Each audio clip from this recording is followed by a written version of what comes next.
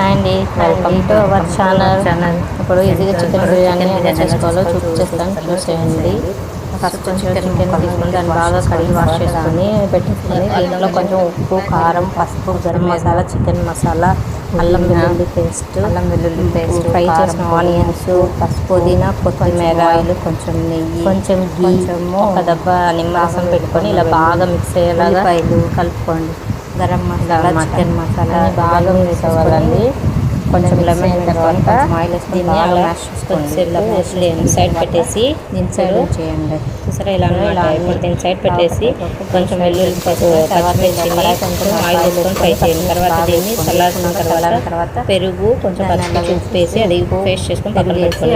కడాయిలో ఆయిల్ చేసుకొని తర్వాత ఉల్లిపాయలు కడాయిలో ఫ్రై చేసుకోండి. ఒక బౌల్ కడాయిలో దాంట్లో వాటర్ రైస్ పోసుకొని దీంట్లో బిర్యానీ మసాలా వేసి అల్లం వెల్లుల్లి పేస్ట్ వేయండి. ఇందాక ఇందాక చాప్ పెరుగు వేసి మాంసం కూడా దీంట్లో పచ్చిమిర్చి పెరుగు బాగా వాటర్ని మరగనివ్వండి కూడా దీంట్లో వేసుకోండి. తర్వాత దీంట్లో పుదీనా, కొత్తిమీర, పుదీనా దాంట్లో వేసుకోండి.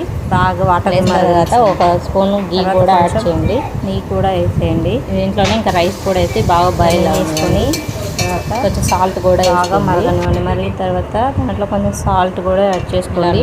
ఇప్పుడు ఇక్కడ ఆనియన్ ఫ్రై అయిపోయింది. తర్వాత కొంచెం టమోటా వేసి బాగా మరగనివ్వండి.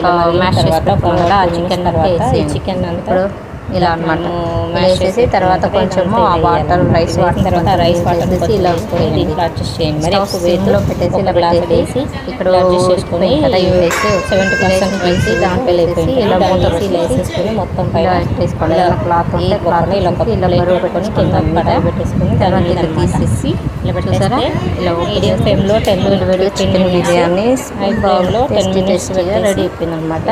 నేను బాగా అనమాట అటు ఇటు చూసారా అడుగు నుంచి గంట వేసేయండి. లేదంటే ఒక బౌల్ కడాయిలోకి మార్చేసుకుంటూ ఇలా బాగా కలుపుతారంటే వేడి టేస్టీ ఇలా చికెన్ బిర్యానీ రెడీ. టేస్టీ